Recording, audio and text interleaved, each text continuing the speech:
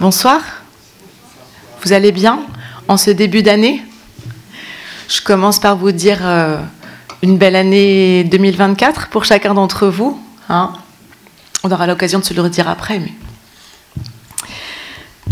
Mesdames et messieurs, chers collègues, chers amis, bienvenue au 4e entretien d'ici de notre cycle consacré au thème « Penser autrement ».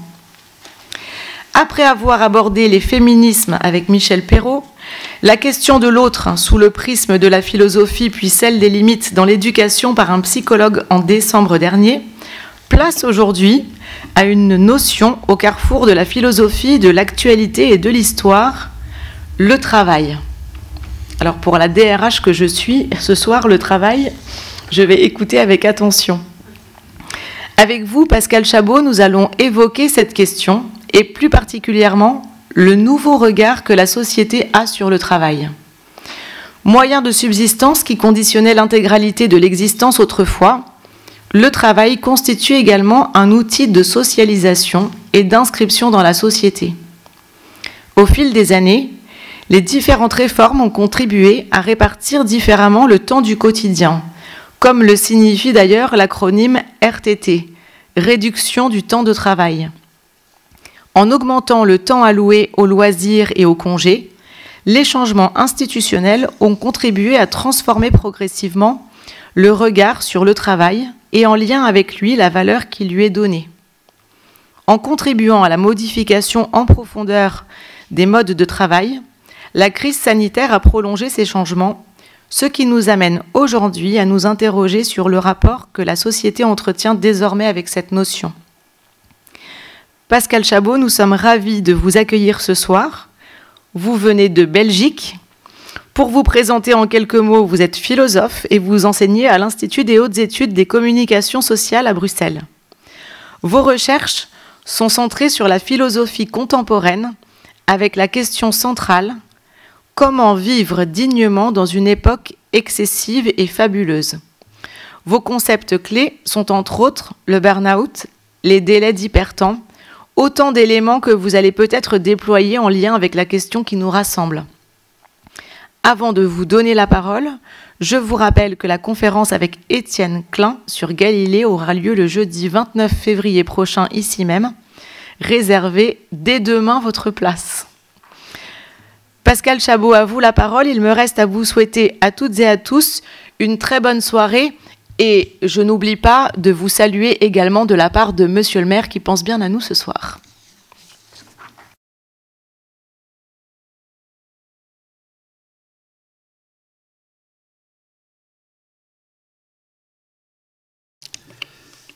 Merci beaucoup, Madame la maire adjointe, pour ces paroles, pour votre invitation. Ravi de parler ce soir devant vous de ce sujet que énormément de disciplines peuvent tâcher de comprendre, que ce soit la psychologie, la sociologie, l'histoire, bien évidemment, l'anthropologie, tant et tant de regards venus des sciences humaines cherchent à leur manière à parler du travail, à dire ce qu'il en est. La philosophie le fait à sa manière, en interrogeant cette centralité du travail, finalement, parce que rien n'est plus central, surtout dans nos sociétés, et on aura l'occasion de revenir sur cette montée en puissance, finalement, de la valeur travail, qui est la manière, pour beaucoup, de se définir, de se présenter, de trouver quelque chose comme une intersection entre un être particulier, quant à soi plus intime, plus familial aussi, et puis la société. Le travail est vraiment cette charnière entre le moi et le nous, et une charnière dont on attend beaucoup, matériellement d'abord, mais aussi en termes de sens, et la notion du sens, évidemment, courra tout au long de ce propos. Mais D'abord, ce qu'il me semble convenable de faire, c'est de pluraliser la notion. Parce qu'évidemment, quand on dit le travail, c'est un singulier qui recouvre une multiplicité absolument considérable, qui finalement reflète la complexité de notre système, de notre civilisation. Et on a été habitué dans nos représentations à une conception du travail qui obéissait à certaines unités, un peu comme le théâtre classique, on peut dire une unité de temps, une unité de lieu, une unité d'action. Et dans l'imaginaire collectif, il y a quelque chose de ces unités-là, dans les représentations d'Épinal, pour ainsi dire, du travail. Ce que l'on voit, c'est que ces trois unités ont tout à fait volé en éclats, bien entendu. L'unité d'action qui voudrait qu'il y ait tel ou tel type de travaux faciles à définir est en fait tout à fait battue en brèche par le fait que dans nos sociétés, il y a énormément de travaux et de personnes qui œuvrent, qui agissent, sans que l'on sache du tout ni ce qu'elles font, ni à quoi sert leur travail. On se dit, mais finalement, la modernité, c'est l'art de déléguer à autrui ce que l'on ne peut pas faire soi-même. Et dans les images classiques, on va déléguer, que sais-je, au charpentier telle ou telle chose, on va déléguer aux commerçants ce que l'on ne peut pas faire. Et il y a une sorte de schéma de délégation qui est relativement classique. La montée en puissance de la modernité puis de la postmodernité a fait que une série inouïe de métiers ont été créés, qui fait que finalement nous n'avons pas de vue claire sur ce que c'est souvent que pour autrui travailler. Vous êtes dans le métro, tout le monde travaille, mais finalement il y a relativement peu parfois d'intersection entre tous ces travaux-là. Et je crois qu'il faut pouvoir le dire pour ne pas venir philosophiquement en disant on va construire une catégorie unifiante de ce que c'est que travailler. Bertrand Russell disait finalement il y a deux types de travaux, il y a la transformation de la matière et puis ceux qui ordonnent et parlent de la transformation de la matière. Et disait il y a un métier donc plus matérialiste, difficile, et puis toute cette communication, cette économie qui sont greffées sur cette transformation première de la matière. En réalité, cette greffe, elle est absolument colossale et en Europe particulièrement, on transforme relativement peu la matière, mais on vend de la matière transformée, on forme pour transformer la matière, on soigne ceux qui transforment la matière, etc. Et il y a une sorte d'excroissance tout à fait considérable. À côté de cela, il faut aussi se dire que l'unité de lieu qui faisait le travail d'antan est elle aussi à reléguer aux oubliettes. On l'a vu, on le sait avec le Covid notamment, quelque chose comme la fin de ce rassemblement des forces qu'était le lieu du travail, dont l'embouteillage est l'embouteillage du matin est le premier symptôme, le premier signe visible.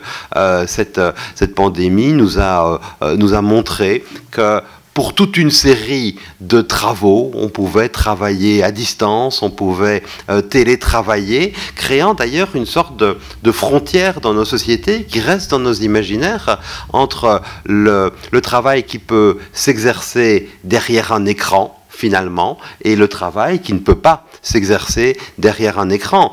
Le monde du logiciel, on pourrait dire, et le monde de la logistique. Et le monde de la logistique est celui où on doit être là, on doit conduire tel ou tel métro, on doit être également dans le monde du soin, dans les hôpitaux, et puis il y a toute une série de métiers qui peuvent se faire de loin, avec un changement de ce que c'est que travailler qui est considérable lui aussi.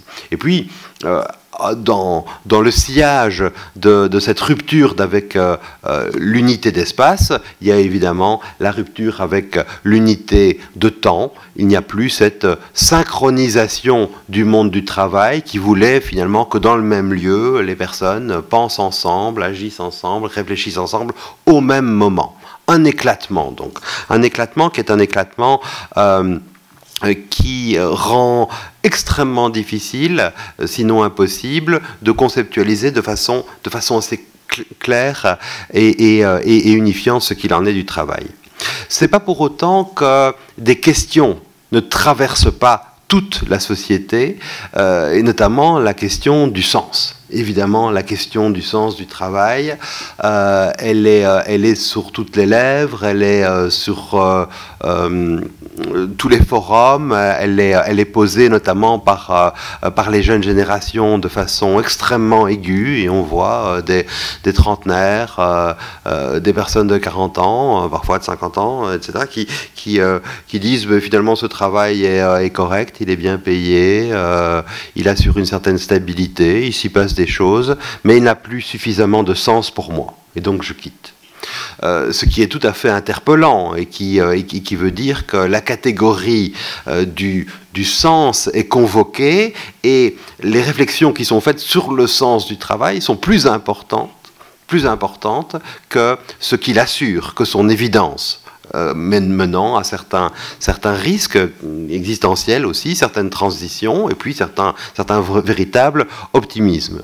Aussi sur la possibilité, finalement, de faire autre chose, comme si le travail pouvait donner davantage qu'il ne donne aujourd'hui. C'est extrêmement important d'interroger ce qu'il en est du sens du travail. Et c'est vrai que là encore, l'épisode de la pandémie, je ne vais pas y revenir trop du tout, mais enfin, l'épisode de la pandémie a fait émerger toute une série de questionnements, comme si d'avoir eu ou connu un moment de prise de distance avec son activité avait, pour certaines ou pour certains, engendré des réflexions qui avaient rendu le retour au travail plus difficile.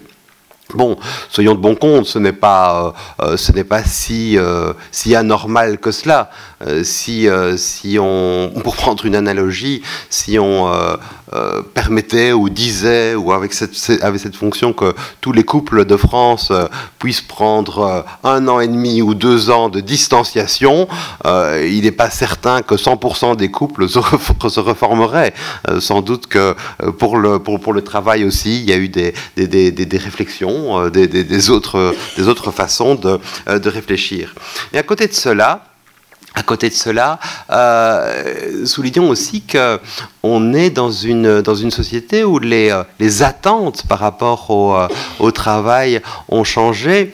Sans doute que, pour le dire de manière, je dirais, un peu catégorielle, sans doute qu'on vient d'une société où le travail rimait avec le devoir. C'était très clairement une société du devoir, ce qui permettait de faire l'économie de toute une série de questions, ce que nous faisions, ce que peut-être nos pères, nos mères, nos grands-mères, nos grands-pères faisaient, c'était fondamentalement par devoir, parce qu'il le fallait, ce qui est un devoir qui était aussi lié à des nécessités matérielles extrêmement précises et nommables, et toute la société finalement était emmenée par cette prévalence du devoir. On ne peut pas expliquer autrement les immenses sacrifices que les guerres ont suscités. C'est par devoir que beaucoup de conscrits se sont engagés. Il y a toute une série de valeurs transcendantes, comme celle de la patrie, etc., qui étaient extrêmement importantes. Cette civilisation du devoir, elle existe encore, évidemment, et je pense que rien dans l'histoire ne s'arrête véritablement. Il n'y a aucune page n'est définitivement tournée. Évidemment que dans le rapport au travail, beaucoup de devoirs continuent à exister. Mais enfin, avec mai 68, on a vu une autre vague de valeurs où c'est sans doute l'épanouissement personnel, quelque chose comme une recherche de développement libre de son rapport au monde qui a supplanté le devoir. Faisant des individus, des êtres avec sans doute davantage d'autonomie et une capacité critique par rapport à ces grands récits que furent le devoir.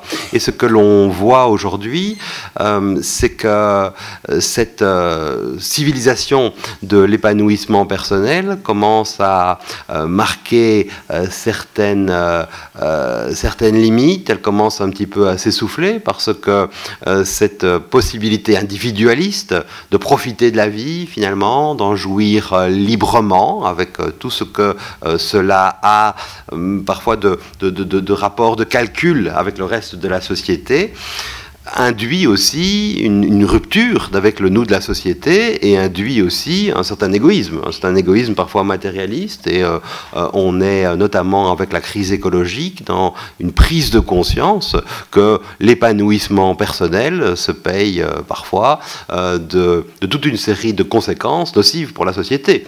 C'est cette dissonance que tout qui entre dans un aéroport a en se disant à la fois magnifique, je verrai peut-être telle ville tout à l'heure, enfin sûrement même telle ville tout à l'heure, ou le soleil, ou que sais-je, et en même temps, on sait que cela se paye écologiquement de tel ou tel impact. Et il y a cette dissonance qui rend le fait d'assumer uniquement quelque chose de l'ordre de l'épanouissement beaucoup plus difficile et qui fait émerger alors la notion de sens.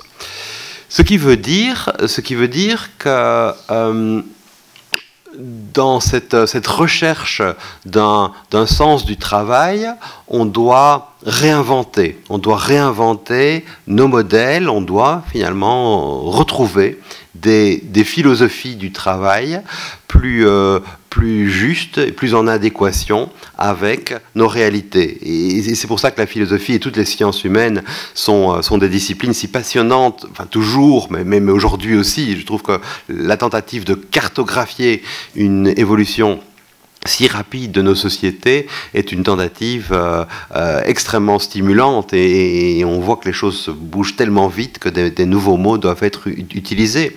On peut évidemment faire appel aux pensées de naguère, mais avec certaines limites. Une des grandes pensées du travail, par exemple, c'est la pensée de la philosophe Hannah Arendt. Hannah Arendt, dans La condition de l'homme moderne, qu'elle a écrit dans les années 60 et qu'elle a poursuivi dans les années 70, dit finalement il y a trois grands rapports au monde, trois grands rapports à l'action, à la vita activa, qu'elle nomme travail, œuvre et action.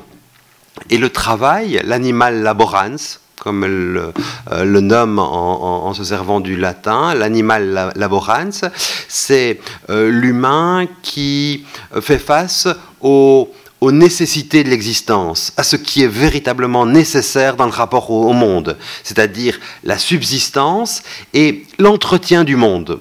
Car le monde s'use, les corps aussi s'usent, nous avons faim tous les jours. Il faut veiller à ce que l'humain puisse manger, il faut veiller à ce que la poussière qui tombe fatalement soit enlevée, il faut entretenir le monde finalement. Mais ça peut aller aussi, l'entretien d'un jardin, c'est tout finalement, c'est tout ce qui relève de l'ordre de la nécessité. Et Arendt, dans une posture qui est relativement aristocrate pour le coup, dit oui, c'est nécessaire, mais c'est pas le plus intéressant. Et on verra tout à l'heure que dans sa manière de faire, il y a sans doute beaucoup trop de condescendance par rapport au travail manuel, notamment au travail matériel. Mais enfin, elle disait, là, il faut prendre à bras le corps la nécessité du monde. Mais ce n'est pas là que le monde se crée. Et le monde se crée beaucoup plus, dit-elle, dans la catégorie de l'œuvre. Pour celles et ceux qui travaillent en bâtissant, qui travaillent en construisant des institutions, en construisant des écoles, des hôpitaux, des institutions publiques qui durent. Parce que, vous l'avez compris, le travail soumis à la nécessité ne dure pas. Il faut chaque jour le recommencer, tandis que dans l'œuvre, il y a une dimension qui transcende l'individu, qui va plus loin que lui. Finalement, c'est ce qui est de l'ordre du non consommable. Et c'est vrai qu'on consomme, dans le monde du travail, on consomme sans cesse, et consommer, c'est abolir, mais il y a des choses que l'on produit et que l'on ne consomme pas. On peut construire une école, personne ne la consommera jamais, elle survivra évidemment à celles et ceux qui l'ont bâtie. De même pour l'œuvre d'art. L'œuvre d'art est par excellence ce que l'on ne consomme pas. Quand vous êtes face à un grand tableau, quand vous écoutez un grand morceau de musique, il y a tout de même un signal de l'œuvre vers vous qui dit « tu ne me consommeras jamais, tu ne feras jamais le tour ». Et l'œuvre est toujours plus puissante que la personne qui la contemple, finalement. Et puis, à côté de cela, Arendt dit il y a un troisième grand mode de rapport au monde qui est l'action. Et dans l'action, la personne s'exprime par sa parole, très souvent, par ses gestes, sur ce qui importe véritablement pour elle. C'est le moment où la personne devient politique. Et toute action, pour Arendt, est politique, c'est-à-dire qu'elle a un souci du bien commun, elle a un souci de l'organisation de la cité ou à l'intérieur d'une entreprise, de l'organisation de cette entreprise ou de cette institution. Et pour Arendt, c'est la catégorie la plus noble, la plus valorisée de notre rapport au monde. C'est une façon de voir tripartite qui est éclairante, qui finalement permet de comprendre qu'effectivement les sociétés produisent des choses qui durent et puis sont amenées à s'auto-entretenir comme s'il y avait une entropie, et il y a une entropie permanente, et puis qu'on peut valoriser surtout la parole, mais cette façon de voir laisse dans l'ombre, outre qu'elle soit relativement condescendante, comme je l'ai dit, laisse dans l'ombre toute une série de métiers, d'activités, et la complexité de notre civilisation, finalement, ne se laisse pas lire par la tripartition de Hannah Arendt. Il faut chercher à comprendre avec sans doute d'autres thèmes, d'autres catégories, ce qu'il en est, parce que le problème d'Arendt n'est plus véritablement le nôtre. En tout cas, je ne connais personne qui se dit moi je suis uniquement dans l'œuvre. Je suis uniquement dans finalement l'entretien du monde, peut-être davantage, mais il y a quand même dans cet entretien du monde quelque chose qui va vers l'œuvre aussi. Sans doute que la tripartition est un peu trop difficile. En tout cas, dans le désir de sens, du travail, il y a une chose qui me marque, c'est que nous sommes plusieurs. Nous sommes plusieurs à l'intérieur de nous-mêmes, comme si nous avions chacun des casquettes nombreuses. Et ces casquettes, finalement, pour reprendre ce chiffre 3, j'en vois trois importantes. C'est qu'à la fois nous faisons partie du système, nous faisons profondément partie du système, nous sommes des individus qui sommes englobés dans un système. Et pour décrire ce système, le système dans lequel nous travaillons, finalement, je serais beaucoup plus matérialiste qu'idéologique. C'est sûr qu'il y a eu des grands discours anti-système, très très idéologiques. On en a entendu de nombreux. Il y a même des présidents américains, enfin un président américain qui a été élu avec une attitude anti-système. Bon, moi je ne souscris pas à cette manière de voir à ce point anti-système, parce que je pense que les systèmes sont aussi là pour protéger les individus. Évidemment, il faut politiser la notion de système, mais d'abord et avant tout, le système contemporain, si on veut être matérialiste, il a des marqueurs. C'est souvent la vitre. C'est souvent la vitre, c'est souvent le verre plat qui fait une différence entre le dedans et le dehors. Et être dans le système, c'est souvent être protégé, en l'occurrence des moins 3 degrés ou des moins 2 degrés, par le verre plat. Ce sont les frontières du système. Autre élément extrêmement important du système, c'est le lieu où on s'assoit, la chaise, la place. La place, c'est être dans le système, c'est avoir une place. Très souvent avoir une place. Du côté du verre, de la vitre, où règne le conditionnement atmosphérique ou l'air conditionné. Et puis, troisième élément du système qui est assez important, c'est l'écran. Évidemment, nos systèmes sont remplis d'écrans, toujours davantage d'écrans. Et très souvent, on peut dire aujourd'hui que travailler, c'est avoir une place du côté de la vitre où règne l'air conditionné, devant un écran. Et tant d'individus dans nos sociétés travaillent de cette manière-là, sans bien toujours savoir ce qui se passe derrière l'écran, avec l'écran, mais l'écran est devenu l'outil de travail numéro 1. Ce qui veut dire que cette catégorisation d'Arendt, on le voit bien, par rapport à ce que je décris du travail contemporain, est relativement inopérante. Et cela fait les moins systémiques, cela fait les personnes qui travaillent dans le système, qui travaillent pour le système, mais qui parfois sont on pourrait dire, les bons petits soldats du système, et qui savent l'entretenir. Et c'est extrêmement nécessaire. C'est extrêmement nécessaire de veiller à ces systèmes-là. Cela étant, le même individu,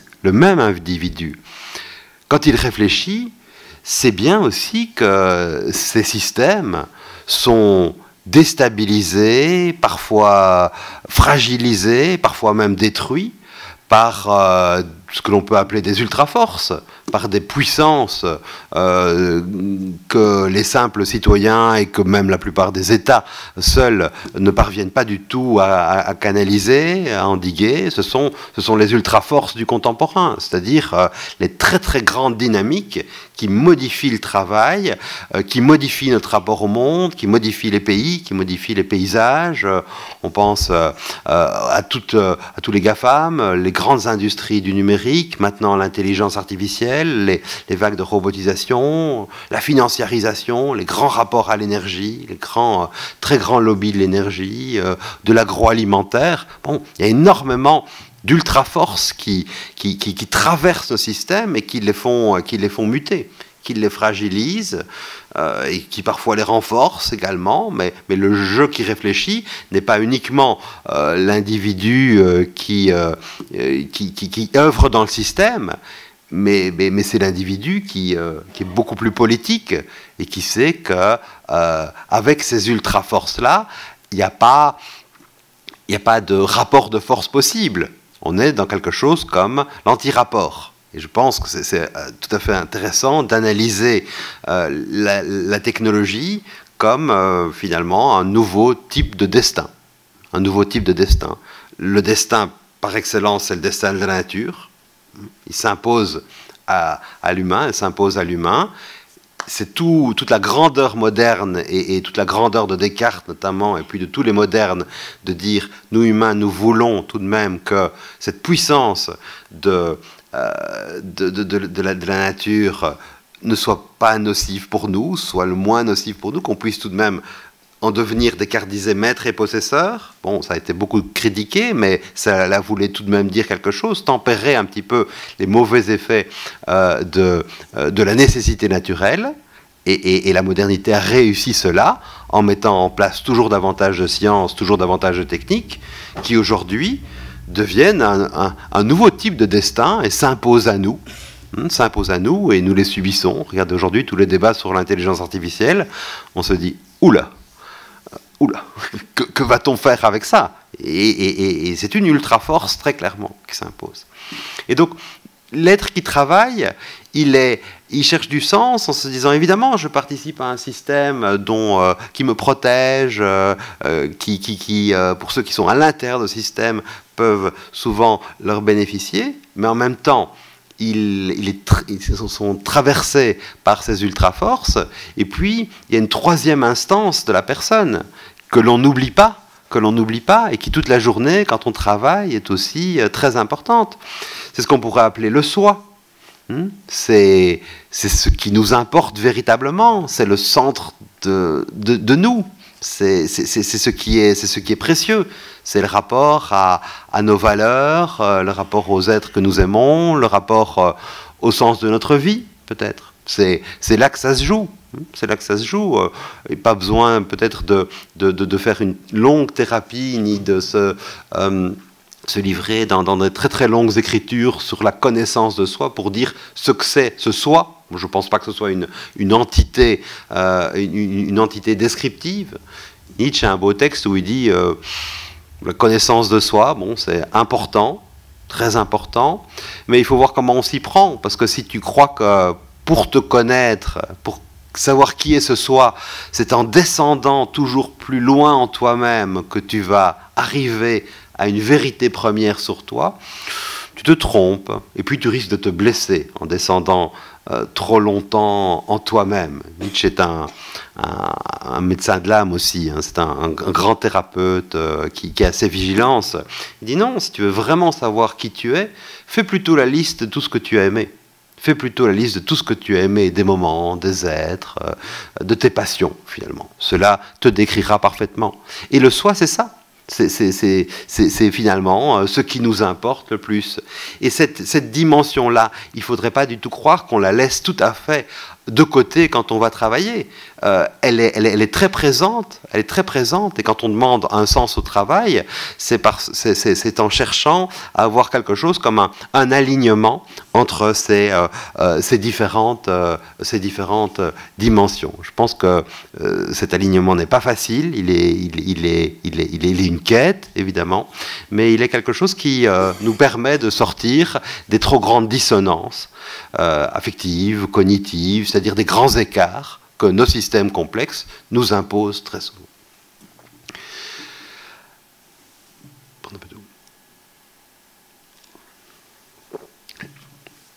Alors pour réfléchir à ces questions, il y a une dizaine d'années, il m'avait paru important d'essayer de comprendre ce que l'on appelait épuisement professionnel, ce qu'on appelait burn-out. C'est vrai qu'il y a 10 ans, en 2013, j'ai fait un livre qui s'appelait Global Burn-out pour finalement déplier la notion et savoir quels enjeux s'y jouaient. Il y avait à la fois un désir philosophique de comprendre, un désir d'intervention sociale, en me disant que la connaissance libère, que finalement savoir mieux ce qui se passe dans ces cas-là, permet peut-être de les tempérer, ou permet peut-être de prendre des précautions, ou de lutter. Et puis, il y avait également cette idée que c'est en comprenant mieux les failles qu'on comprend mieux la réalité du travail. C'est ce que Freud disait. Freud disait cela sur la vie psychique. C'est quand il y a une sorte de brisure dans la vie psychique que l'on voit mieux comment elle fonctionne. Ce sont souvent les problèmes qui sont des révélateurs de ce qui se passe. Et c'est un peu comme cela que j'avais abordé la question de l'épuisement professionnel, en me disant qu'elle révélait sûrement quelque chose sur ce qui est important dans le travail lui-même.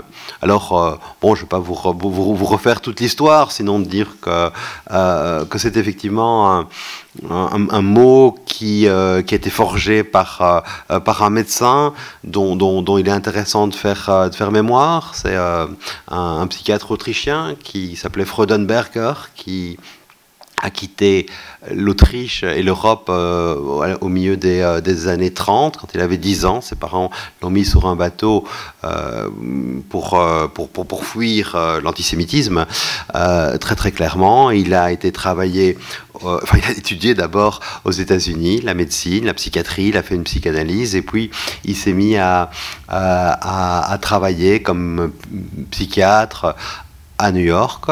Et en plus de sa consultation ordinaire, il avait mis sur pied, c'est une œuvre, mis sur pied, une free clinic, donc une clinique bénévole où il accueillait des toxicomanes avec toute une équipe. La thérapie pour les toxicomanes, le travail difficile, le travail infini, pour ainsi dire. Et pendant des années et des années, il a donné tout ce qu'il pouvait, je sais pas, après sa consultation, quoi, de 21h à 1h du matin, 2h du matin, toujours sur le terrain, et on lui disait, mais t'en fais trop, doucement, doucement, t'en fais trop. Il disait, mais non, j'en fais pas trop, c'est la souffrance qui est trop importante, la souffrance à soulager est là, je dois tout donner, et non, j'en fais pas trop. Et on lui disait aussi, mais tu t'abîmes, tu mincis, non, Frank Sinatra est plus maigre que moi encore, j'ai de la marge, je continue.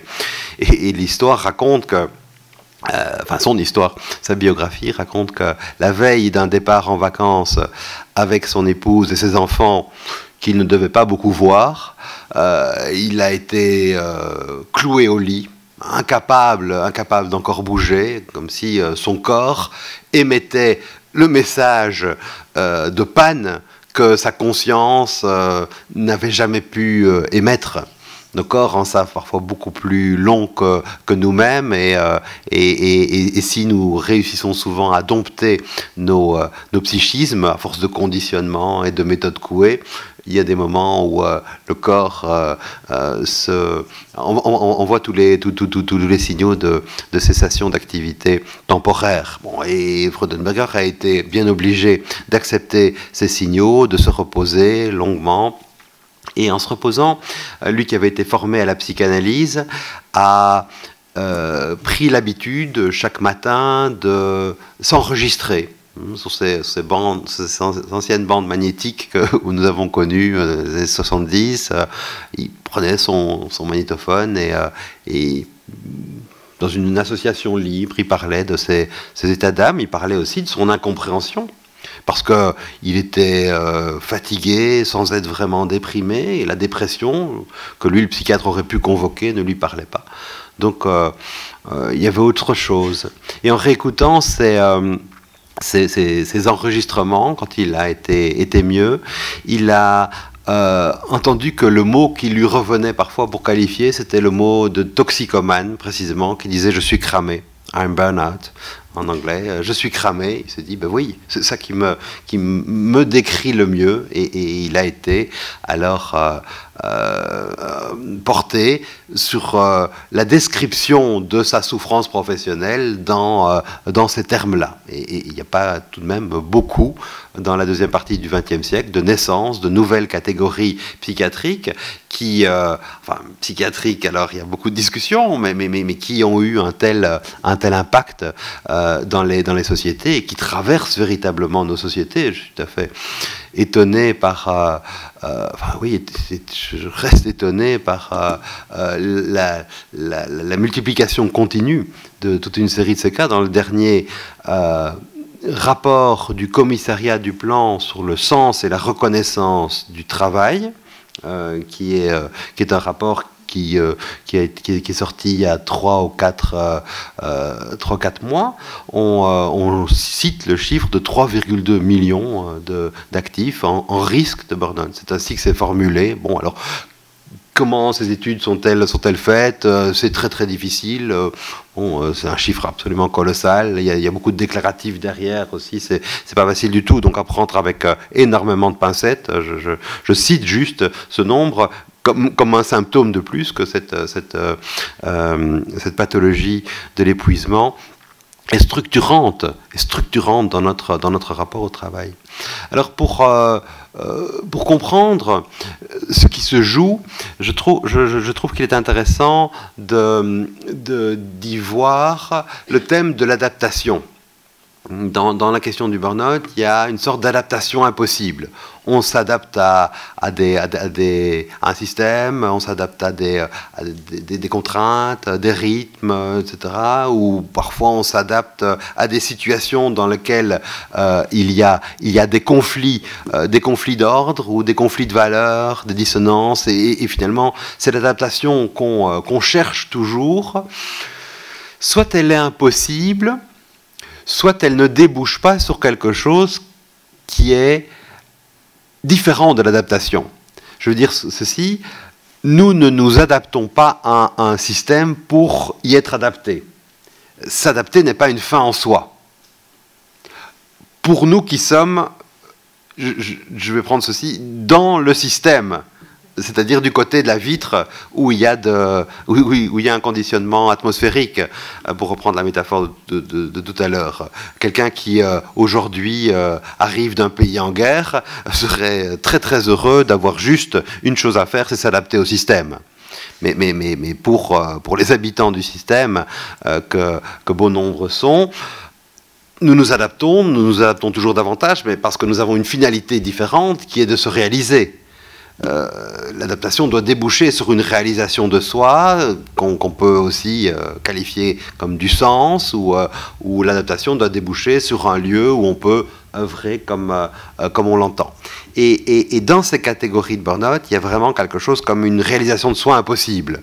Des individus qui disent mais finalement je passe mon temps à essayer de m'adapter de façon parfois ubuesque et ça ne débouche pas sur ce que je serais en droit d'adapter, qu'on survalorise parfois. Il y a évidemment beaucoup d'éléments psychologiques, un idéal du moi qui travaille aussi, qui est en jeu dans ces questions d'épuisement professionnel. Mais que l'adaptation ne débouche pas sur la réalisation de soi, voilà un marqueur qui est un marqueur qui est aussi très lié à notre conception du temps. Je crois que dans nos sociétés, j'ai créé un livre qui s'appelle toujours d'ailleurs « Avoir le temps » il y a quelques années. Je crois qu'il y a une nouvelle catégorie de temps qui est en développement et nous avons changé de rapport au temps de manière absolument considérable. Et nous vivons de plus en plus dans un temps qui est un temps numérique. Je l'appelle un hypertemps. Chaque fois que vous faites le geste de prendre votre machine favorite, c'est-à-dire environ 260 fois par jour, d'après les études, enfin je ne sais pas compter sur moi, mais du réveil jusqu'au coucher, dans tous les endroits, nous sommes en permanence connectés à cet appareil qui est un appareil à synchronisation. D'abord et avant tout, nos écrans nous rappellent l'heure, nous disent l'heure à la seconde près et mettent en œuvre un rapport au temps tout à fait inédit. Réfléchissez par exemple, si vous voulez, au temps à rebours. C'est-à-dire au décompte du temps. Vous utilisez un GPS, vous savez qu'il reste 4 minutes pour arriver, ou 4 heures quand il y a de la neige, que sais-je. C'est un décompte du temps. Ce temps décompté, et ce qui signale le temps qu'il reste, c'est le temps inhumain par excellence. Si les humains désirent ignorer quelque chose, c'est le temps qui reste. Métaphysiquement, ça va sans dire. Mais la machine, elle ne connaît qu'une durée, qui n'est même pas une durée, qui est un décompte, c'est le temps qui reste. Tout processeur commence à calculer le nombre de millisecondes qu'il lui faudra pour faire telle ou telle opération. Et donc on a un nouveau rapport au temps qui est sous le mode de l'urgence, sous le mode de l'omniprésence, et qui s'impose très souvent au travail, Et c'est un véritable problème. C'est un véritable problème parce que je pense que tout travail de qualité, on va en revenir je vais y venir sur la notion de qualité, impose à lui-même sa propre temporalité. C'est finalement en travaillant qu'on sait consciencieusement combien de temps cela va nécessiter. Et dans beaucoup de domaines, le temps vient de l'extérieur en disant mais telle activité, il faut qu'elle soit réalisée en autant de minutes. Ce qui, dans le monde médical, par exemple, crée des absurdités. Parce que autant des médecins savent qu'un quart d'heure c'est trop pour tel ou tel type de patient à qui il n'y a qu'une petite chose à annoncer, et un quart d'heure c'est beaucoup trop peu quand la chose à annoncer est beaucoup trop importante. De cette sorte de segmentation des 15 minutes par patient à quelque chose d'abstrait qui ne rend pas justice au travail vivant, qui ne rend pas justice au travail concret. Donc ça c'est un thème, je trouve, important dans la catégorie dans la réflexion sur le burn-out, se dire tiens, mais l'adaptation, elle doit pouvoir déboucher sur une réalisation de soi. Et c'est tout à fait important, et c'est une manière de comprendre que le burn-out est aussi révélateur d'une essence du travail. Ce que l'on cherche par le travail, c'est se réaliser soi-même ou réaliser ses valeurs. En plus de ce thème-là, du thème de l'adaptation, on peut réfléchir à certains types de métiers qui sont les métiers de l'humain. Les métiers de l'humain, les métiers où on travaille, non pas avec de la matière, mais on travaille avec des humains, pour des humains. Freudenberger était médecin, et le premier livre qu'il consacre à la question du burn-out a comme personnages centraux des infirmières, des médecins, des assistantes sociales, des personnels d'aide dans des maisons, dans des EHPAD, et des profs, et des enseignants. Tous des métiers de l'humain. Il consacre son premier livre à cette catégorie-là, en disant c'est là qu'il y a un problème, dans le rapport au travail humain. Ce qui est un écho involontaire, parce qu'il ne fait pas le lien, un écho involontaire à une grande phrase de Freud, qui, dans les années 30, à partir de 33, 34, il était à Londres, il disait, avec la modernité, 3 métiers sont devenus impossibles: soigner, éduquer et gouverner. Les métiers impossibles de la modernité. C'est Freud qui parle. C'est Freud qui parle à la fin de sa vie. C'est pas quelqu'un qui a parlé beaucoup pour ne rien dire, mais là, on peut dire qu'il a soupesé cette allégation par laquelle il montrait le changement radical de paradigme de cette modernité. Parce que soigner, éduquer et gouverner, ce sont les matrices de la culture occidentale. On voit chez les Grecs, on voit au Moyen-Âge, on voit dans la Renaissance, que toutes les œuvres nobles sont des œuvres de soins de soi-même et de l'autre, corps et âme, d'éducation d'autrui, pour faire d'autrui, quand c'est possible, quelqu'un qui pourra veiller sur la cité, c'est-à-dire faire de la politique. Ce sont vraiment les mamelles de l'humanisme classique: soigner, éduquer, gouverner.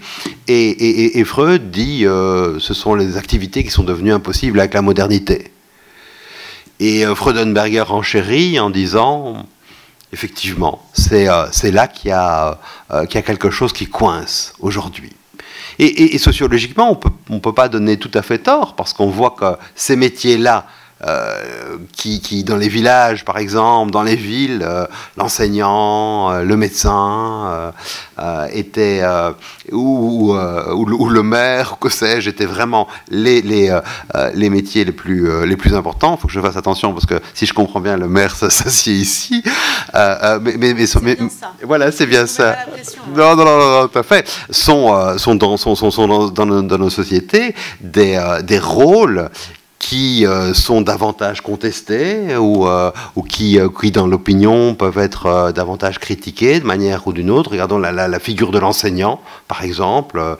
C'est plus du tout une figure qui avait cette sorte d'autorité naturelle que la détention et la transmission du savoir conféraient, mais à qui on dit tiens, il faut peut-être enseigner autrement, etc. Alors c'est intéressant de réfléchir sur les métiers de l'humanisme classique et les métiers de l'humain en se disant mais qu'est-ce qui dans ces métiers-là est spécifique? Et pourquoi est-ce que ces métiers-là sont plus difficiles aujourd'hui qu'auparavant? Une hypothèse que j'ai formulée dans ces études sur le burn-out, c'est de dire qu'il existe deux types de progrès. Souvent, on oppose le progrès et son contraire, c'est-à-dire le progrès et la régression. Je trouve que cette manière de voir les choses duales est stérile, parce que, bon, vous dire, oui, le progrès, l'anti-progrès, c'est pas comme ça qu'il faut voir les choses. Mais il y a deux types de progrès. Un progrès qui est le progrès utile, j'appelle progrès utile, qui est le progrès des technologies, le progrès des sciences, le progrès de notre rapport à la matière, le progrès économique également, tout le progrès dans le domaine de la qualité de vie matérielle, qui est triomphal dans notre Occident et dans le monde de façon plus globale. Ce progrès-là, ce progrès matériel, il a pour lui quelque chose comme la force de l'évidence. Vous prenez tous les téléphones dont vous vous êtes servi dans votre existence, vous le mettez sur une sorte de lignée mentale, vous dites, ben oui, effectivement, là, il y a vraiment un progrès. Et s'il a cette évidence-là, et si on peut véritablement parler de quelque chose comme une amélioration, en prenant un certain nombre de critères matériels eux-mêmes, c'est que ce progrès fonctionne par capitalisation. C'est-à-dire qu'il y a un capital de savoir, un capital de science, un capital d'innovation toujours plus important qu'il ne faut pas réinventer à chaque génération. Et c'est sur base de ce capital-là qu'on continue à progresser. ChatGPT qu'on vient de mettre sur le marché n'a pas été inventé il y a quelques mois. C'est le fruit d'une série de couches de travail sur un conglomérat de procédés de pensée, de logique, de travaux sur le langage, de liens entre langage et informatique, toujours plus importants, qui croît de cette façon-là. Et quand on parle de l'accélération du progrès technologique, on a tout à fait raison. Le capital étant de plus en plus important, le nombre de personnes qui se soucient de ces questions étant aussi de plus en plus important, évidemment que le progrès utile va aller toujours davantage en accélérant, et les théories d'un décollage de l'intelligence artificielle, par exemple, sont des théories à prendre très très au sérieux. Vous imaginez aujourd'hui, à l'heure où je vous parle, le nombre de personnes qui finalement héritent de tout le savoir de la culture scientifique et qui sont à l'extrême pointe du développement et qui essayent de la faire encore aller plus loin en l'incrémentant finalement, vous pouvez anticiper que des conséquences importantes auront lieu. Effectivement, ça va toujours plus vite. Alors espérons que ça va dans le bon sens et que ces savoirs-là vont aussi être mis à contribution pour la transition écologique, pour la recherche d'autres types d'énergie, etc. Et ils le sont en grande partie, mais on est là ultra-force contre ultra-force. Ça, c'est le progrès utile. Ne le voyons pas d'un trop mauvais œil. Dès que, si malheureusement nous devons être admis à l'hôpital, nous sommes très heureux, bien souvent, qu'il soit là pour permettre, je sais pas, une intervention au laser, à la cornée, ou des choses qui sont de cet ordre-là, et dans bien des domaines. Mais le grand problème du contemporain, c'est que ce progrès triomphal, il est pris comme le seul progrès, alors qu'il y a un progrès qu'on peut appeler subtil, qui se rapproche plus d'un art, qui se rapproche plus d'une manière d'enseigner, par exemple, manière de soigner, manière humaine d'être en contact les uns avec les autres. Et là aussi, on fait des progrès. Et c'est ce que les anciens savaient quand ils mettaient au centre l'enseignement, le soin de la cité, la culture, finalement. Ils disaient, les progrès, c'est dans ce secteur-là qu'il faut les faire. C'est dans le soin de l'évolution personnelle. Le mot culture vient d'ailleurs de là. C'est Cicéron qui l'emploie dans les Tusculanes en disant, ben, de la même manière que l'agriculture prend soin des plantes, de la même manière, il faut cultiver son âme, cultura animi, philosophia est, la culture de l'âme, c'est la philosophie. Et on fait des progrès aussi de cette manière-là, mais tout à fait différemment. On ne peut pas dire, tiens, mais j'ai beaucoup progressé dans la culture de mon âme depuis avant-hier, j'ai encore franchi un seuil, il y a quand même un capital de connaissance de moi-même dont je peux maintenant bénéficier et faire bénéficier les autres. Non, on est dans quelque chose qui est vraiment un art subtil, et subtella, ça vient du latin, ce qui est en dessous de la toile. Subtella, ce sont les fils fondamentaux. Les fils fondamentaux qui nous lient, ce qui nous importe, qui nous lient les uns aux autres, à nous, à la terre. Et il y a tout un art du progrès subtil. Et ce que la crise des métiers de l'humain signale, ce dont elle est le symptôme, c'est d'une dévalorisation de ce domaine du progrès subtil par un progrès utile triomphal. Ce qui veut dire, pour prendre les choses positivement, que s'il y a une chose à défendre toujours davantage, c'est cette capacité-là d'être lié à ce qui nous importe, et qui vaut aussi tout à fait pour le domaine de l'économique, pour le domaine de la technologie, pour le domaine de la science, parce que dans tant en temps d'organisation, on sait bien que c'est là, c'est dans les rapports humains, c'est dans les rapports des uns avec les autres que les progrès les plus importants peuvent être faits. Donc à nouveau, le burn-out révèle l'importance de cet autre progrès qu'on peut appeler un progrès subtil. Et alors il y a un troisième et dernier thème que le burn-out évidemment révèle, c'est la reconnaissance. Bon, la crise de la reconnaissance, la question de la reconnaissance, elle est sur bien des lèvres, elle est en tout cas prononcée dans la plupart des cabinets de coaching, les entretiens, dans les entretiens en RH aussi, il y a quelque chose comme un déficit de reconnaissance vécu, exprimé par bon nombre d'individus. Là aussi, il faut réfléchir en se disant que, évidemment, qu'il y a une composante narcissique importante à ce désir de reconnaissance. Quand on est reconnu, c'est parce qu'on veut exister, et il y a quelque chose comme j'existe pas suffisamment. Il y a quelque chose comme un soin que l'on aimerait plus important par rapport à nous-mêmes, qui est appelé de la part de l'institution. Et ce soin-là, il est important. On existe grâce au regard d'autrui.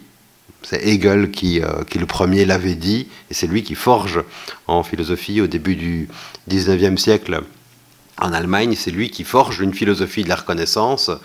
Plus on est regardé, et de façon bienveillante, plus on va évoluer de façon assurée. Et beaucoup de psychologues, de neuropsychologues ont fait bien des expériences par la suite dont j'aurais pas aimé être le Kobe, en ne regardant absolument pas la personne ou l'enfant qui grandit, et en se disant bah oui, voilà, on ne le regarde pas, et donc il évoluera mal. Soit dit en passant, je me demande toujours qui assure le service après-vente de ces pauvres patients. Mais après avoir dit donc l'importance de la composante narcissique du jugement de reconnaissance, il faut aller plus loin et dire qu'il y a une deuxième composante, sans doute plus importante, qui est exprimée par le besoin de reconnaissance et qui se laisse lire dans le fait qu'on ne désire pas être reconnu par n'importe qui. Si pour quelqu'un qui travaille dans une école, par exemple, la boulangère juste en face dit bah oui, vous faites un travail super, etc., c'est très très bien, Ça fait toujours plaisir. Mais ce qui sera peut-être plus important, et en tout cas très différent, c'est si sa collègue la plus proche lui dit « Tiens, là tu as eu affaire avec une classe qui n'était pas facile et tel ou tel élève qu'il fallait savoir gérer dans cette classe-là, et tu as bien fait les choses. » Le jugement de reconnaissance, il est dit en connaissance de cause et avec quelque chose comme une catégorie esthétique. Tu as bien fait les choses. Ou bien un électricien, tiens, les fils là, ils sont bien rangés, bien joués. Ou bien à une infirmière, tu as réussi à faire ce pansement de façon agréable alors que la patiente était tout à fait ronchon ou beaucoup trop difficile.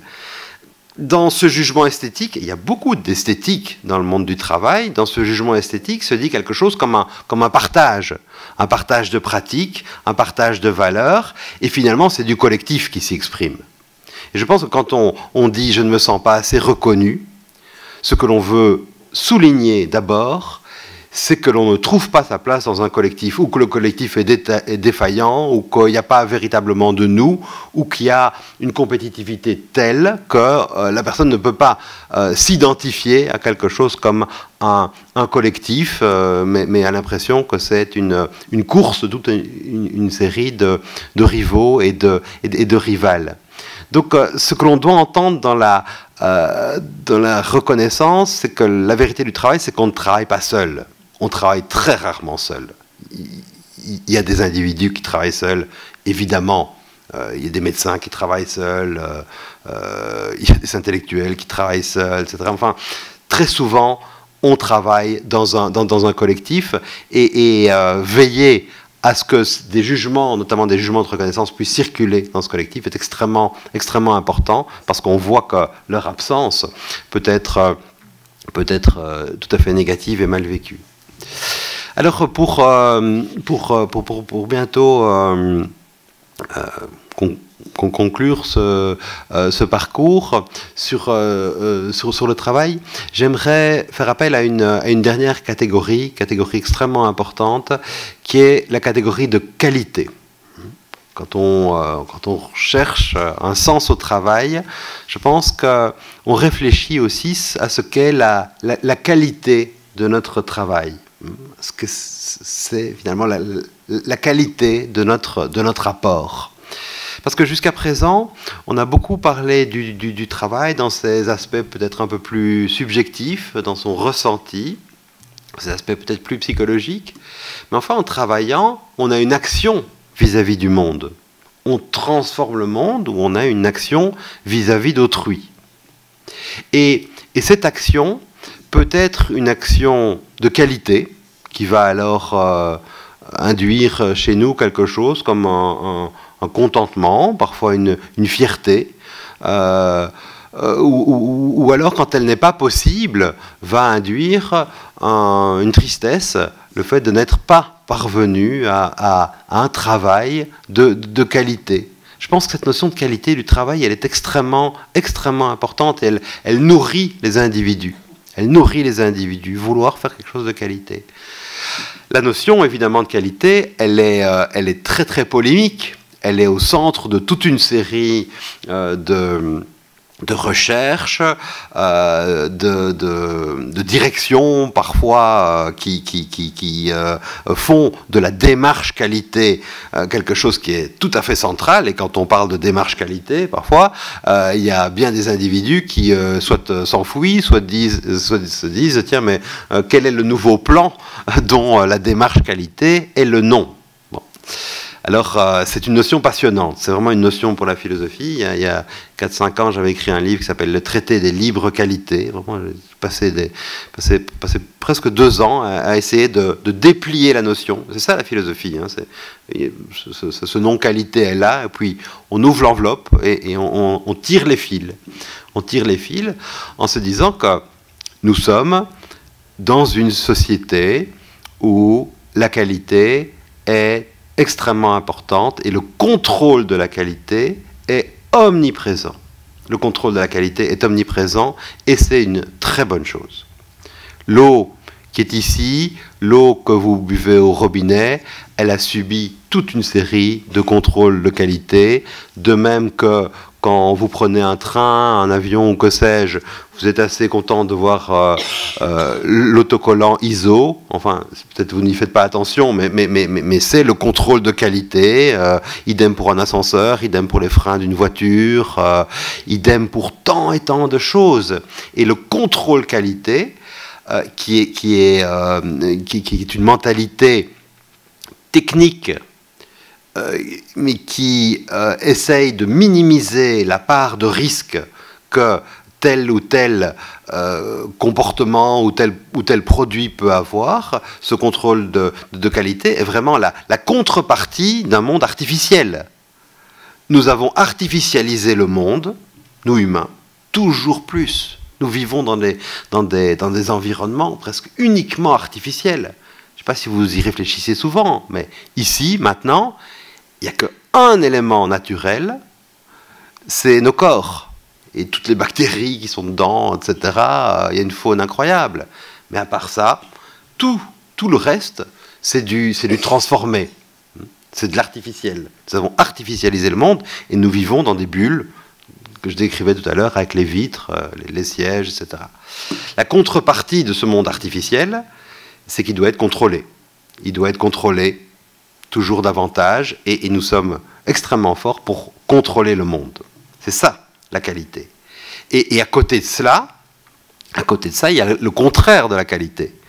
Parce que artificiellement, nous humains, je dis nous humains, c'est peut-être pas chacun d'entre nous, mais l'humanité contemporaine, produit ou est spécialiste pour produire, excusez-moi le gros mot, mais Victor Hugo l'avait osé, donc je ne crois pas qu'il faut se gêner, du merdique. Le contraire de la qualité, c'est vraiment, je ne sais pas d'autre mot, le merdique. La production, parfois en masse, de polluants majeurs, de malbouffe, de textiles qui auront une durée de vie de quelques semaines, et dans le monde des rapports humains aussi, ou des logements.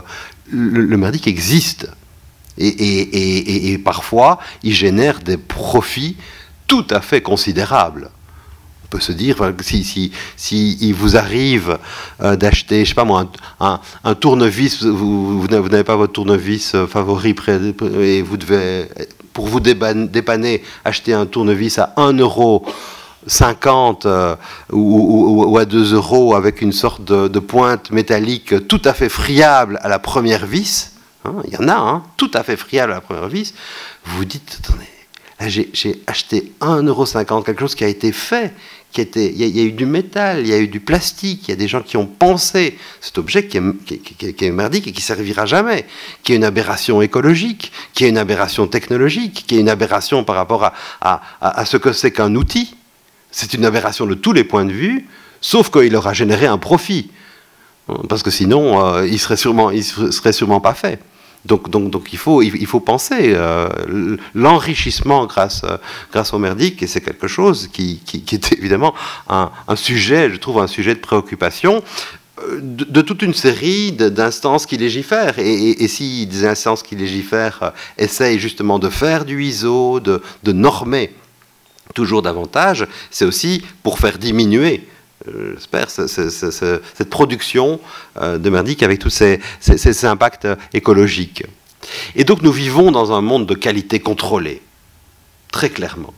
Le gros problème, c'est que cette mentalité plutôt technicienne du contrôle de la qualité a essaimé, et dans le monde du travail,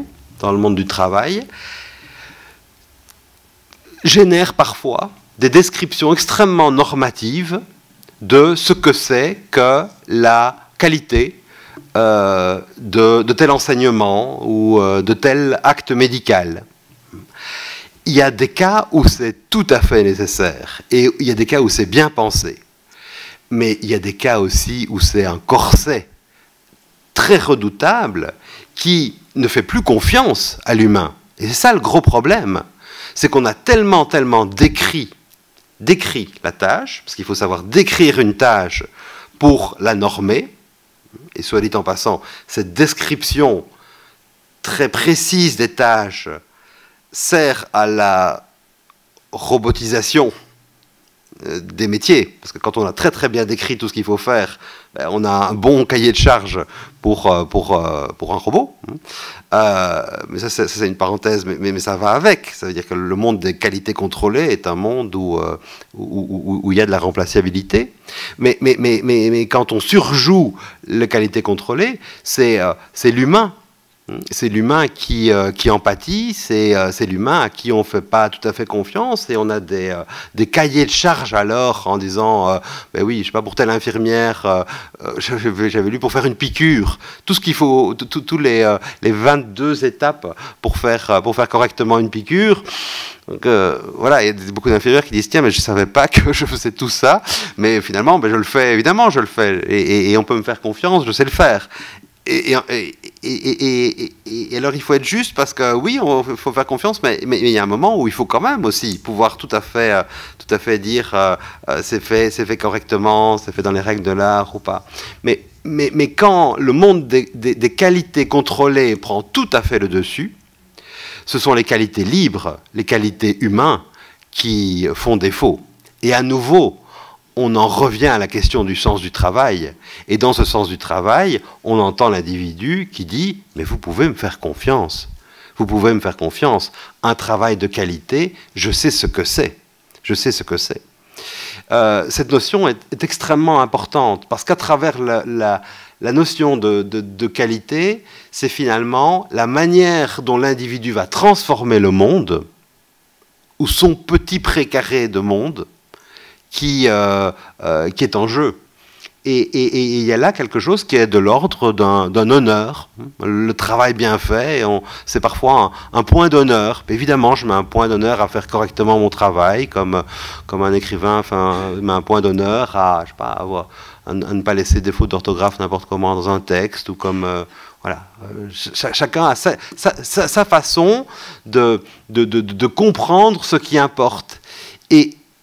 Et souvent, ce sont les personnes qui travaillent qui savent très très très bien ce qui est en jeu dans la qualité de leur travail. Ceci pour dire que c'est aussi une zone de défense, les libres qualités, le progrès subtil, tout ce qui a trait au je ne sais quoi qui fait l'humain. Le je ne sais quoi, le difficile à décrire, que nos systèmes qui adorent décrire les humains cherchent très souvent à cartographier, mais de façon réductionniste, et au contraire, je pense que s'il faut penser le travail de manière humaniste, c'est en réfléchissant à la noblesse du travail qui est liée très souvent à sa qualité, parce que c'est là qu'on a un impact sur le monde.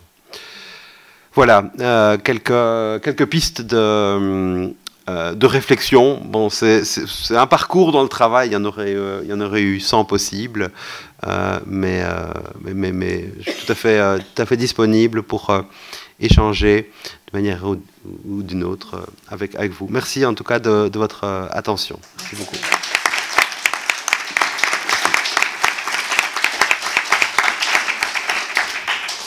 Vous avez évoqué un petit peu tout à l'heure cette question du sens du travail par rapport aux plus jeunes.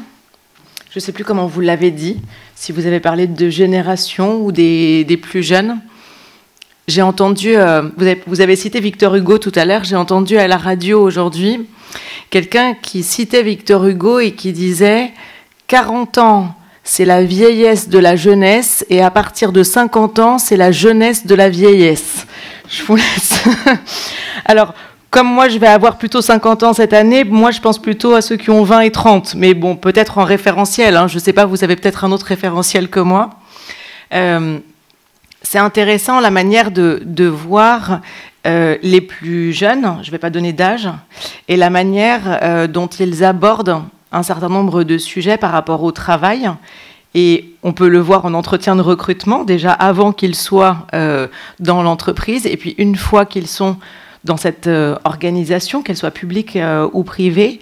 Et est-ce que vous pouvez nous donner quelques éléments ou nous parler un petit peu de cette manière d'aborder le sens du travail pour les plus jeunes ? Volontiers, oui, volontiers. C'est un très beau sujet. Moi, je suis prof, donc j'enseigne la philosophie dans une école de communication, de journalisme à des 18 ans, 19 ans.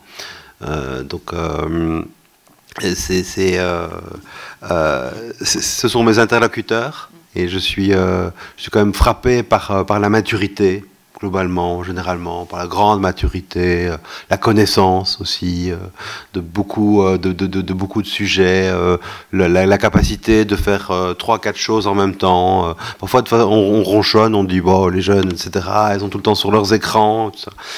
Si on veut être juste, enfin en tout cas, je parlerai pour moi, je pense pas qu'à 18 ans, j'avais ce niveau d'information, parfois de sensibilité politique aussi, d'angoisse également, tout ce qui se mêle, et qui les a fait grandir énormément. Qui les a fait grandir beaucoup plus vite que dans l'individuation qu'on pouvait connaître on est de la même génération, il y avait quelque chose qui était avec peut-être plus de nonchalance, une certaine confiance dans la vie, une certaine confiance dans le système, pourrait-on dire, une manière de réfléchir sans doute moins, parce que beaucoup moins informé. Et quand on peut dire tout ce qu'on veut sur TikTok ou autre, mais directement, ce sont les grands enjeux du moment qui défilent, et la question de l'écologie, et la question des guerres, et la question de l'énergie, et la question de notre place, etc. Alors avec évidemment quelque chose qui sont aussi des dissonances, avec évidemment quelque chose qui est le grand écart en permanence, parce que c'est vrai, on peut comment dire, condamner telle ou telle déprédation environnementale, et puis alors d'un autre côté avoir tel ou tel geste de consommation de fast fashion qui va tout à fait dans l'autre sens. Évidemment, on est tous dans la dissonance, et peut-être que eux qui sont au cœur du système le sont davantage. Mais ce qui me marque dans cette génération, c'est un certain refus de l'individualisme. C'est une conscience que le parcours individuel n'est pas l'alpha et l'oméga, que le travail ne se conçoit pas uniquement seul, en se disant, ben voilà, quel que soit le système dans lequel je vais travailler, le but c'est que je sois en capacité de faire telle ou telle chose, de gagner de telle ou telle façon ma vie. Mais il y a, pour beaucoup en tout cas, une manière de réfléchir à l'articulation entre cet investissement plus individuel et les enjeux, et les grands enjeux, notamment écologiques. Cette sensibilité-là est extrêmement forte. C'est elle qui fait qu'il y a toute une série de pas de côté. C'est elle qui fait qu'il y a parfois aussi des révoltes. Et des révoltes, on l'a un peu documenté par rapport à certaines écoles d'ingénieurs. Il y a Marie Miller qui avait fait un livre là-dessus qui s'appelle La Révolte. C'est pas entièrement vrai, évidemment. Il y a toute une série de comportements qui sont, je dirais, plus classiques ou plus à l'ancienne, avec quelque chose comme la civilisation de l'épanouissement personnel et du devoir qui prédomine. Mais chez beaucoup vient cette catégorie du sens, qui est une catégorie qui est développée face à la conscience du délai. C'est-à-dire du temps qui reste pour que la planète demeure viable. Les grandes manifestations de jeunes pour le climat sont évidemment des manifestations qui ont, dans les imaginaires, fait naître quelque chose comme un mur. comme un mur. Il faut changer. Et évidemment, ça percole dans le monde du travail, avec aussi quelque chose qui est presque une mentalité peut-être moins matérialiste, un peu plus philosophique, en disant ben, finalement on n'a qu'une vie. On n'a qu'une vie et il faut en prendre acte et ça va aussi alors ça passe aussi par toute une série de pas de côté par rapport au système. Alors, le système est là, et comme je disais tout à l'heure, le système, en tout cas moi je ne le conçois pas comme l'ennemi. Le système, c'est la société dans laquelle nous sommes, mais qui a cet autre nom qui s'appelle système, parce que cette société n'est pas uniquement symbolique, mais elle est très structurée technologiquement, et il faut aussi entretenir ce système-là. Mais il y a des manières, il y a des façons, il y a une manière de faire exister des valeurs aussi. Alors, est-ce que c'est si différent? Je ne suis pas sûr. Il y a dans la rhétorique d'Aristote un très beau texte sur les âges de la vie.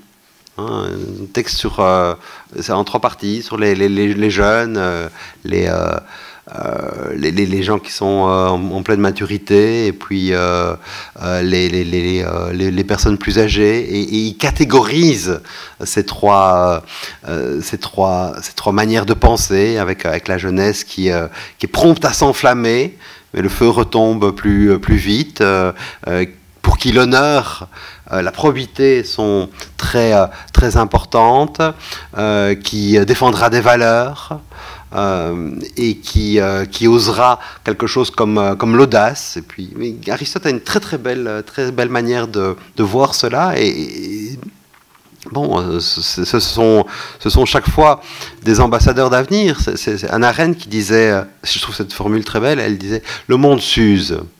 Évidemment, le monde s'use, et il appartient à chaque génération de le renouveler. Ce qui est une sérieuse mise en garde contre les tentatives de devenir immortel, parce que si l'humanité s'immortalise, elle ne rénove plus le monde, qui continuerait à s'user toujours davantage. C'est vrai qu'on a psychiquement des formules, des procédés de pensée qui se rigidifient. Et la jeunesse, c'est normal, cérébralement aussi, utilise d'autres types de plasticité. Est-ce que vous avez des questions? Oui, je vous en prie, vous pouvez allumer le micro. Bonsoir. D'abord, merci beaucoup pour cette conférence et les pistes que vous nous avez communiquées. Je voulais rebondir sur l'âge et évoquer un sujet que vous n'avez pas évoqué, qui est ce qui se passe après le travail, c'est-à-dire la retraite, qui est un sujet qui a été énormément traité et discuté en France l'année dernière, et pour lequel on pourrait constater un certain paradoxe. C'est-à-dire que si on considère que le travail, c'est ce que vous avez indiqué, c'est-à-dire avoir une certaine reconnaissance sociale, avoir une activité qui en plus est rémunérée, être dans le game, comme diraient les jeunes, la problématique de l'âge du départ à la retraite, pour beaucoup de nos concitoyens, pouvait nous faire sentir que beaucoup d'entre eux voulaient devenir vieux beaucoup plus tôt. Est-ce qu'il pourrait être considéré comme un paradoxe? Alors, est-ce que selon vous, c'est vraiment un paradoxe? Et si oui, qu'est-ce que ça veut dire? Enfin, c'est le signe de quoi? C'est une belle question. Vous parlez à un Belge. Chez nous, c'est 67 ans. C'est passé comme ça, on n'a pas remarqué. On est passé de 65 à 67. Je ne dis pas que c'était un entrefilet dans les journaux, je plaisante un peu, mais enfin, bon, c'est passé. Et ça n'a pas fait énormément de vagues. Bon, la Belgique est un pays moins politisé socialement que la France. Il y a peut-être moins de type de conflictualité par rapport à des sujets comme celui-là. Mais c'est vrai que le paradoxe est extrêmement marquant, parce que à mesure que notre civilisation avance, l'individu se définit toujours davantage par son travail. C'est quand même très très marquant, parce qu'il y a beaucoup de désaffiliation. On ne se définit pas par son appartenance à tel coin de France, ou de moins en moins. Il y a beaucoup plus de mouvements, ni à telle famille. Il y a des désaffiliations par rapport à ça, ni à tel groupe idéologique. Donc il y a beaucoup de liens par lesquels l'individu se définissait qui ne sont plus invoqués. Et les nouveaux liens invoqués sont souvent des liens qui ont lieu, qui sont liés à au travail. C'est clair que quand vous parlez à quelqu'un, vous rencontrez quelqu'un, très souvent, après 5 minutes, 10 minutes, vous essayez de savoir ce que la personne fait. Et cela veut dire quelque chose. C'est pas ce que la personne est, c'est ce que la personne fait, comme si c'était par le faire que l'être s'exprimait. Nous sommes définis par notre faire. Ce qui, pour les anciens, était vil. Ce qui, pour les anciens, était vil, parce que être suffisait. Être suffisait. Mais là, nous sommes des actifs, homo faber. Et paradoxalement, et la catégorie du paradoxe que vous utilisez est la bonne, paradoxalement, c'est à quitter le monde de l'activité plutôt que, visiblement, beaucoup aspirent, ce qui est surtout un message sur la manière dont on conçoit le travail aujourd'hui. Je pense que ce paradoxe, il est résolu en disant, mais c'est une façon de travailler qui peut être mal vécue. Alors c'est certain que l'allongement de nos existences, que la médecine, globalement, statistiquement, permet, pose des problèmes et posera des problèmes qui sont relativement peu anticipables. Mais ces problèmes sont... enfin, certains sont anticipables, oui, mais il y en a certains autres qui sont pas suffisamment anticipés. Et la question de l'âge de la retraite, c'est une façon d'anticiper tout de même cet allongement. Mais sans doute que je sais pas, je fais pas de politique à ce niveau-là. J'aurais tendance à dire que sectorialiser davantage la réflexion eût été peut-être plus intéressant, parce que de la même manière on l'a vu, il y a un éclatement des travaux, des manières de travailler, si bien que parler du travail, c'était toute l'introduction est impossible. Parler de la retraite est aussi impossible. Sans doute est-ce qu'une sorte de tropisme qui est assez régalien quand même, qui cherche à toujours unitariser et à avoir une formule valable pour tous les individus, est la meilleure manière de ne pas pouvoir réconcilier des inconciliables. On est quand même dans des sociétés fragmentées, très très très fragmentées. Alors c'est sûr qu'on cherche à refaire du commun. Est-ce que la politique et la loi est le lieu où on refait du commun? Bon, c'est une question. C'est vraiment une question. Oui. Vous oui, allez normalement. pour une autre conférence sur... Oui. Non, mais j'arrive à la limite de mes compétences. Oui, je vous en prie. Vous avez parlé de société, on vous a écouté avec beaucoup d'intérêt. Je voudrais votre position, votre examen sur aujourd'hui la société. On a toujours parlé de riches et de pauvres. Aujourd'hui, ça se complique au niveau du travail, parce qu'on ne parle plus de riches ou de pauvres, on parle aujourd'hui de ultra-riches. Qu'est-ce que ça veut dire par rapport à la notion de travail de ultra-riche? Quel est votre sentiment aujourd'hui?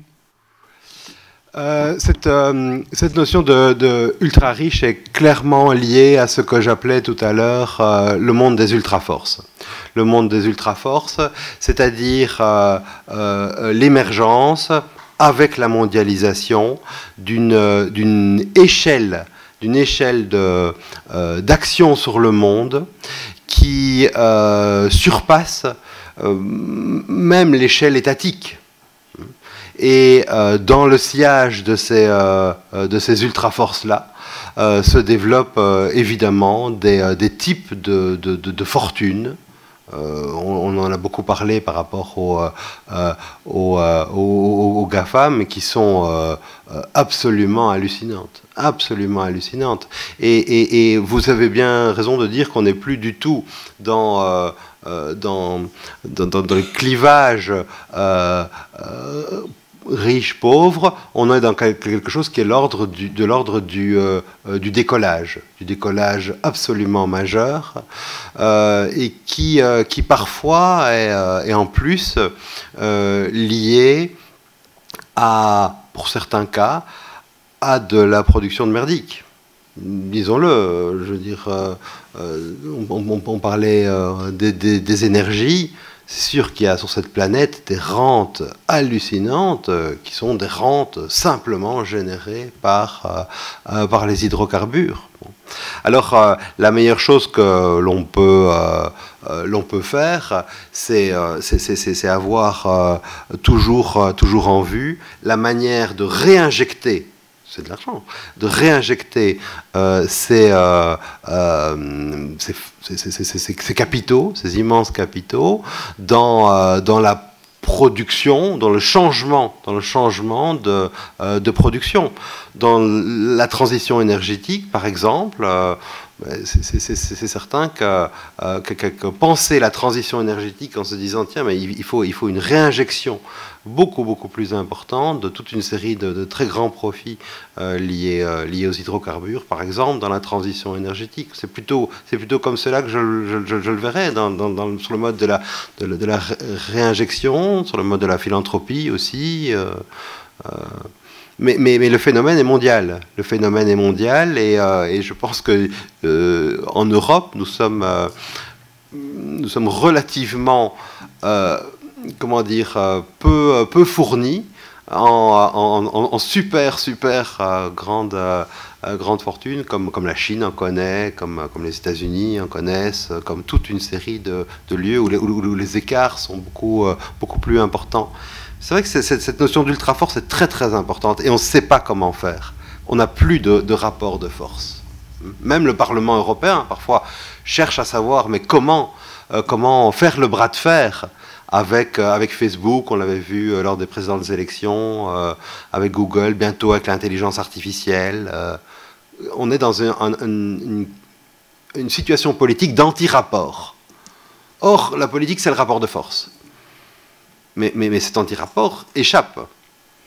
Alors, bon, il y a des systèmes de taxation. Biden, tout au début de son mandat, profitant de cette sorte de kairos qui a été l'après-Covid, a mis en place des types de taxation nouvelles, etc. C'est-à-dire le bon moment, c'est ça? Oui, le kairos, c'est le bon moment. C'est l'occasion à ne pas rater. Kairos était un petit dieu grec qui avait juste une couette. Il avait juste une touffe de cheveux.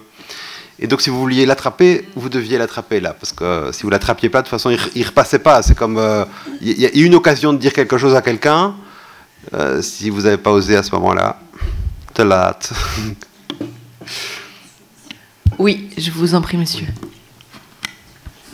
Quand vous parlez d'ultra-force, en mécanique, quand on a une force, on a un équilibre des forces. C'est-à-dire, face à l'ultra-force, est-ce que vous voyez arriver dans une société de résistance qui va s'opérer, avec justement la notion de déclassement dont on parlait tout à l'heure? Vous expliquiez que les gens avaient du mal à retrouver leurs repères. Comment voyez-vous le risque justement de cette résistance qui arrive et qui peut même échapper à nos dirigeants actuels, hein, on le voit, il semble que même d'un point de vue politique, on voit des résistances qui se font. Comment vous voyez ça sur l'impact sur le monde du travail, de tout ce que vous aviez dit avant? Oui, la question est vraiment difficile, je dirais, parce que les types de résistance à ces ultra-forces sont diverses et ambiguës. Parce qu'il ne faut jamais oublier qu'aucun manichéisme n'est possible. Il faut commencer par dire cela. Et quand je parlais de Google, par exemple, une des ultra-forces planétaires les plus connues, avec une des premières capitalisations boursières de la planète, ou deuxième ou troisième. On peut en parler très longuement, la critiquer très longuement, mais elle nous structure et nous l'utilisons. Et nous en profitons énormément. Donc ce qui est intéressant quand on parle des ultra-forces, c'est qu'elles nous scindent aussi. Très souvent, vous pouvez parler d'industries colossales comme l'industrie pharmaceutique, par exemple, avec toute une série d'excès que l'on connaît. Il y a beaucoup de livres, mais toute une série de bienfaits, par ailleurs, toute une série de recherches aussi. Et donc, à nouveau, en tout cas moi, personnellement, je ne suis pas du tout dans une sorte de capacité mentale, dire, bon, voilà l'autre et voilà notre pureté.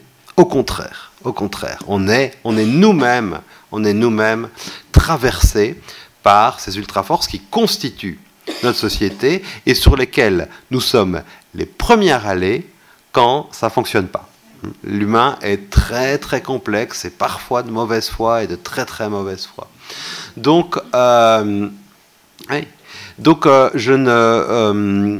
ne verrai pas les choses en pensant il faut organiser une grande résistance contre ce monde-là, mais je les verrai sous le mode de la régulation. Et donc je les verrai sous le mode européen.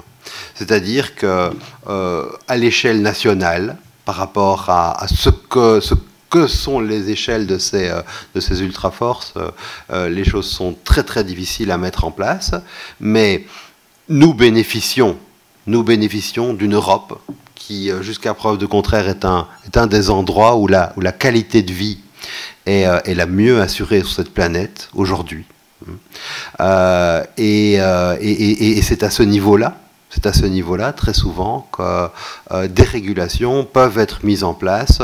On commence à y réfléchir pour l'intelligence artificielle, on y a réfléchi avec le RGPD, par exemple, et ça a été chroniqué de manière tout à fait négative, péjorative, en disant bon, le RGPD c'est vraiment mettre des freins de vélo sur un jumbo jet, quoi, etc. Mais on voit bien que beaucoup de pays nous les envient. Donc le mode de la régulation et le mode de la régulation qui est un mode concret. C'est aussi une façon de faire de la politique aujourd'hui, et donc c'est pas uniquement de tempérer le pouvoir de ces ultra-forces sur nos quotidiens, parce que ça s'est fait. Enfin, je veux dire, c'est clair que ces ultra-forces structurent ce que nous sommes. Et bientôt, avec l'intelligence artificielle, structureront notre manière de penser, parce que notre manière de penser, d'ici, je sais pas, 4-5 décennies, va être toujours davantage associée à ces sortes de générateurs de textes, de générateurs d'écriture. Ce sont des machines à écrire, machines à écrire artificielles, mais c'est pas rien de dire ça, parce que l'humain se constitue par son écriture. Et donc, elles sont là. Quel type de régulation? C'est comme cela que je pense les choses.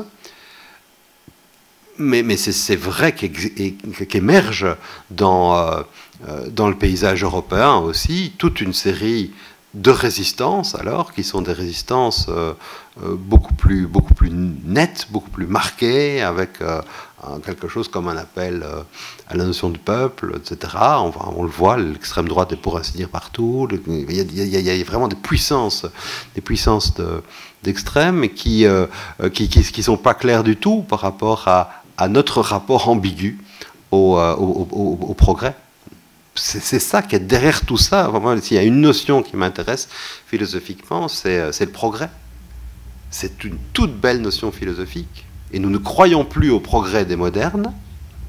Nous consommons sans cesse du progrès postmoderne.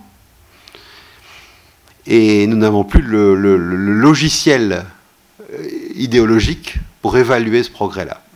D'où les notions, pour moi, de qualité, de progrès subtil. On va prendre une dernière question, si vous voulez bien, et puis ensuite on va poursuivre ensemble autour de la séance de dédicace. Je vous en prie. Oui, merci. Il y a des personnes qui choisissent un travail, un métier, une fonction sociétale par vocation. Compte tenu de l'évolution du monde du travail, comment situez-vous la vocation par rapport au travail? C'est une belle question, je vous en remercie, parce que la vocation, cet appel qu'on entend en soi, qui est parfois pas entièrement raisonné, et sans doute ce qu'il y a de plus porteur quand on se destine à travailler. Et la vocation, elle noue la raison et la passion. Je dirais cela. Et les grandes choses, on les fait en nouant la passion et la raison. Pascal disait « le cœur a ses raisons que la raison ne connaît pas », faisant comme si le cœur allait d'un côté et la raison de l'autre, ce qui n'est pas tout à fait rendre justice à Pascal, parce qu'il a cherché à les faire fusionner souvent. Mais la vocation, elle est à la fois de l'ordre du rationnel, on sait très bien pourquoi on va suivre tel ou tel métier, et elle est de l'ordre du passionnel, c'est-à-dire que la raison, c'est la passion. Et souvent, la passion, c'est la raison.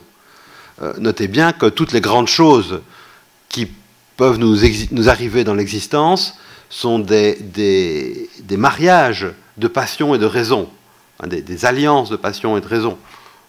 Quiconque a, par exemple, des enfants, c'est bien que nous sommes attachés à nos enfants à la fois passionnellement et rationnellement. Et donc il y a quelque chose qui est de l'ordre de l'affectivo-rationnel. Moi j'appelle ça l'affectivo-rationnel. Alors, votre question, si je la comprends bien, interroge cette vocation en se demandant que va-t-elle devenir alors qu'il y a une transformation du monde du travail. Mais je pense qu'il y a aussi des vocations pour ceux qui n'existent pas. Il y a tout à fait moyen d'avoir la vocation pour devenir pédiatre, par exemple. Voilà. Mais il y a aussi la vocation de se dire, tiens, mais je me sens appelé à travailler dans des nouveaux types de mobilité. On ne sait pas ce que ça va être, mais on pressent qu'il va se passer quelque chose. Je pense que dans les écoles d'ingénieurs, par exemple, on voit tout très bien une série de personnes qui se préparent à des métiers qui n'existent pas encore, mais en se disant, tiens, mais je veux participer à quelque chose qui aujourd'hui existe, qui est la manière de penser cette transition. C'est comme ça que je répondrais. La vocation n'est pas toujours claire non plus. Vous savez, quand vous voulez devenir, je sais pas, philosophe, vous ne savez pas ce que ça implique, mais vous sentez un vague appel. Un vague appel, c'est ça, hein, vocare, voilà. Et puis, chemin faisant, vous construisez ce que va être le chemin sur lequel vous marchez. Mais ce n'est pas comme si ce chemin existait. Merci beaucoup, merci. Vraiment. Merci. Merci à vous. Merci beaucoup. Mais je sens que les échanges ne vont pas s'arrêter là et que ça va bien se poursuivre là-haut. Prochain rendez-vous des entretiens d'ici, donc le 29 février. Et d'ici là, où vous voulez, à Issy-les-Moulineaux, il y a plein de sujets, plein d'événements. Je ne vous fais pas toute la liste, mais vous savez où trouver tout ça. Merci à vous.